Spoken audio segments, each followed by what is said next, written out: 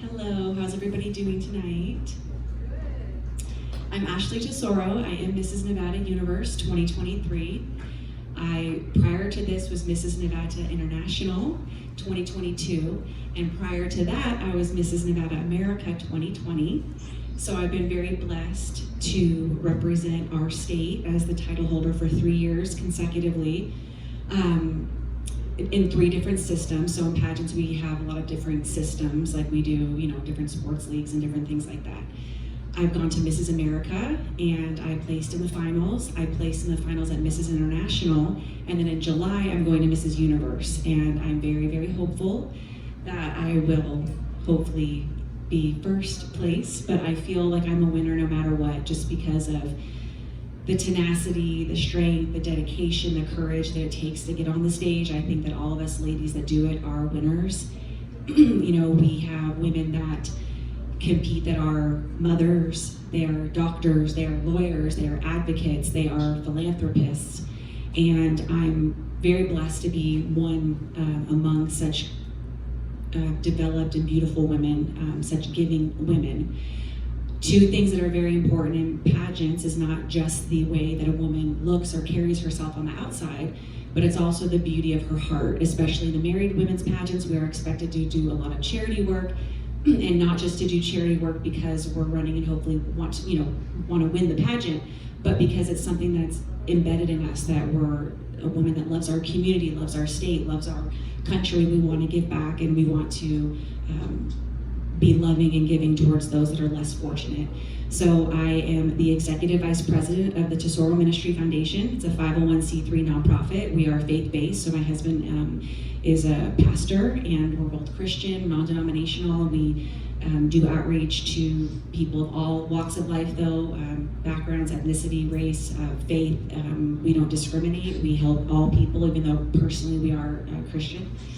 And I've been the executive vice president of my husband's ministry for 20 years. So when I was 18 years old, I met him at a Bible study in California. I was a young actress, so prior to being in ministry and pageants, I was a soap opera actress, a television and film actress, a model. And I walked into this Bible study at 18, and he was 23, and he was the pastor of the Bible study. And I was, the actress, from Hollywood. And walked in, and we pretty much became friends immediately.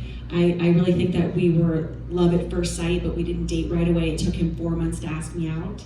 But once he asked me out, we married 4 months later.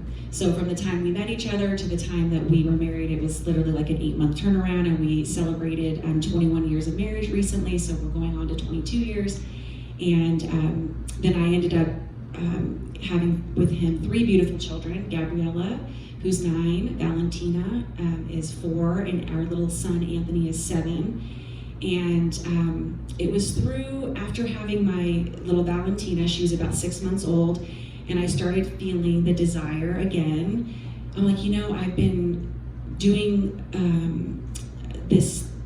all the ministry work and charity, and I've been pregnant, pretty much for a lot of years in a row, having babies. And I've always been involved during those years with, some hosting work. My husband and I have a ministry show we host. I'm a singer, so I've always been on stage singing, mostly during those years gospel music, but some country music as well. But that desire was still in me to do, more modeling again, to be in front of the camera again. When I was very young, when I was 6 years old, I won my first beauty pageant. So I started thinking about these things. And it was about that time that a woman asked me to come and be a judge at a pageant for the teenage girls. And the director of the Mrs. Nevada America pageant happened to be there, and she recruited me. It was like God sent her to me that day, because I had been thinking, I really think I should somehow get back involved in the entertainment industry, and I think that I still have more to give and more to offer. And she literally walked up to me and she said, "Who are you?" And I said, "Oh, I'm Ashley, I'm one of the judges for the little, it was like age 18 months to 18 years. I'm here for the girls to judge the pageant." And a friend had invited me because she knew I had a background in entertainment. And she's like, "Well, why are you not in my pageant?" And I'm like, "Well, I didn't know about it. I didn't even know married women's pageants existed. I thought it was just for young girls." So she proceeded to tell me all about it, and she called me and, basically sold me on it. And I entered the pageant and I won. And nobody in the pageant expected that a first-time woman, it wasn't first time in the, entertainment industry, but to them it was like, oh, you haven't done married women's pageants.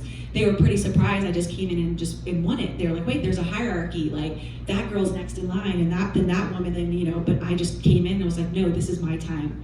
God sent this woman across my path. I want this, and I'm going to take it. And I did. And as much as we need to have integrity in our lives and we need to be loving and kind towards people, we also have to know when something is ours and it's meant for us and it's our time. And when that arises, you don't let anybody take it from you, because guess what? They'll have their time, because everybody does. And so we have to have, I think, this mix of kindness and graciousness and integrity and a little bit of the killer instinct. Because I think if you don't have a little bit of that, you're not going to get very far. And if you're not kind and don't have integrity, you might shoot up fast, but you're going to plummet at some point. Because what goes around comes around, karma, all those things. So I'm the person that's like, I want to live with strength and know when something is mine. And then also when it doesn't come to me, when it happens to not be my time, to still be loving, kind, and supportive. And I think that is a very admirable quality as well. So that's my background. I did write down a couple notes of just a few things that I feel like have made me or helped me to be successful in my life. So I'm going to share that. So, from what I can see, from what you all have shared, you all have the first one down, which is to find your passion and to find something that you're good at. So I think in life, it's so important that you tap into your God-given talents. I don't believe that there's one person on the planet that's not gifted in some area. Even if you don't think you're the most gifted or the most beautiful, you have beauty and you have talent in something, because I believe that God bestows gifts upon us all and talents upon us all, but we have to find it, tap into it, and once we do, we can learn to use that to make money and make a living, and then we're living joyfully, we're working hard, but we're like, wow, I love what I do, so even though it's work, it doesn't feel draining. It's like, it's amazing. I can't wait to wake up and go to work. And when you find that, you've truly found your destiny, your purpose, your calling. And I believe we all have a calling, a destiny, and a purpose. Number 2 is perseverance and determination. So this life is very difficult. There is not just joy, but there is sorrow, pain, and difficulty. There are times when we ride the wave of life and we're like, wow, I feel so blessed this week or this day or this month because this is going really well. And then there are other times where we're like, could it be going any worse, or could I be dredging through it anymore? I feel so much emotion, or there's so many bad circumstances, or there's so much difficulty. If you stop when those things come about, you'll never make it. You have to learn to be determined. You have to learn to persevere through all those obstacles. If I sat here and told you all of my obstacles that I've faced in life, we'd be here for a very long time. So I don't want to get into all that, but I can assure you, so that you can relate to me, that I've gone through plenty of trials, tribulations, pain, heartache, sorrow, sadness, all those things. And it's the perseverance, it's the get up and go, it's the own kicking in your own pants from your own self that often gets you to the next step. And we can have people that love us. I believe that that's important to have a great support system. I believe there's a God in heaven that loves us. That's my personal belief.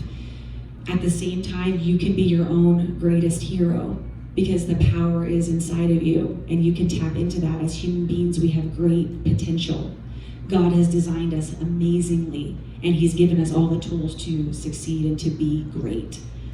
So, but you must be determined and persevere. Number 3 is to be humble and to be willing to learn. So I say this all the time when I speak. I don't believe that I've ever arrived. I don't ever go, oh, I really made it this time. I go, oh, wow, I'm glad I made it to the next step, the next plateau, but there's another mountain to climb. There's another step to take. There's another upward movement that I want to attain, that I want to reach. And I'm always willing to learn and to be humble. Even if I've been at something for ministry work with my husband, I've been working with him for 20 years. I preach in churches, I preach in other countries, I help people one-on-one. I have a psychology degree, a communications degree, 7 years of ministry training. And I'm still if I can learn something from another counselor, psychologist, or minister, I'm all ears. I want to know, because I've never arrived. I can always grow. I've been in the entertainment industry since I was 6. I won't give away my age, but there's a lot of years there. And I love to learn from other entertainers. I love to watch pageant videos and singers and everything, and learn. And it's a beautiful thing to know who I am, and we must know who we are, what we bring to the table, but then also learn from other people. That's a great tool. Other people are a great tool. Be humble, but confident. So confidence is not, people often think that confidence is, or being cocky or arrogant is kind of like the way you act on the outside. So if you are, acting like, you're something special when you walk in the room with your head high, oh, that must be a very arrogant or cocky person, but really you can walk with your head high, so to speak, and have confidence and still in your heart be humble. Humility is a condition of your heart. So are you kind to other people?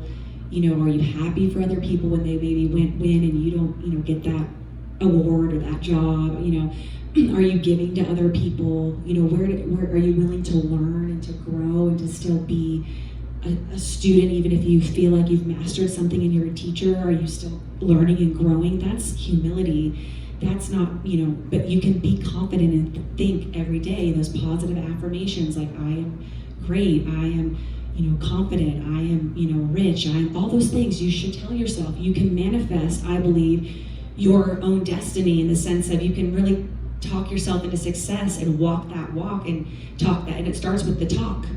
How can you manifest your destiny if you're not even willing to say, I can do this, I'm great, I'm more than a conqueror, I can make it? Number 4 for me is balance in life. So it's amazing to be a mover and a shaker and to be career oriented and all those things, but if you have no balance in your life, taking care of your health, having fun time, being with your kids, your spouse or partner, whatever it may be, you're eventually going to really burn out, and you're not going to stay healthy mentally, emotionally, or physically, and you're not going to be productive in what you're trying to achieve. So for me, one of my greatest things is I like to have fun. I take days off. I do nothing but go to the movies and just relax. I can't do that every day, but I pick days and I do it. I go to the gym, or I do something outside, an activity. I spend time with my children. I spend time with my husband. I spend time alone. That's really important, to decompress and have that alone time, reading, watching a movie, laughing. You have to have balance. If it's just work, and you do nothing to balance, you're going to eventually burn out and you won't be productive. And then the 5th one is something that I kind of said in the beginning about being, have a little bit of a killer instinct. You have to win and survive in life, but also to have integrity.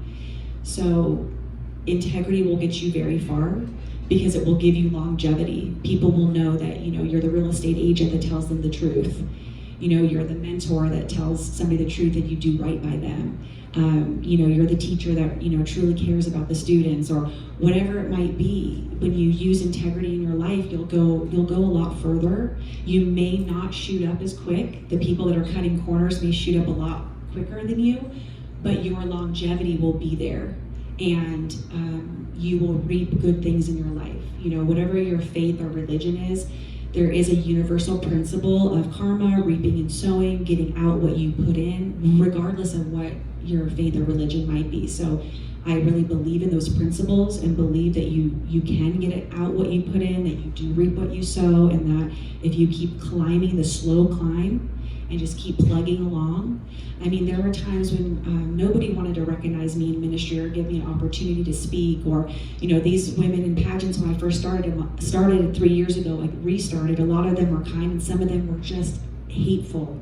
They said, you don't belong, you should just quit. I literally had women say that to me that were veterans in women's married pageants, and these are big organizations. These aren't small mom and pop organizations. Mrs. America has been around for decades, and they're a huge organization. And I just thought, no, I do belong, and I am going to persevere. And I used integrity, and I kept plugging along and fighting and plugging along and fighting. And now, just 3.5 years later, I'm considered one of the most top tier married women's pageants competitor in the entire industry. And that's through integrity, perseverance, pressing in, not letting somebody tell me that I didn't belong or that I shouldn't be there, that I just didn't have, like the demeanor or the this or the that to fit in. I don't need to fit in. I'm not like looking to be someone's friend that wants to tear me down. I have enough friends and people in my life. If somebody doesn't value you, don't let them suck your life and energy. They're not worth it. I don't care if they're a star, if they're a star in their industry, if they're wealthy, I don't care. If somebody is draining you and sucking the life out of you and they're not pouring into you, don't waste your time. And then also don't be that person, like be the giver.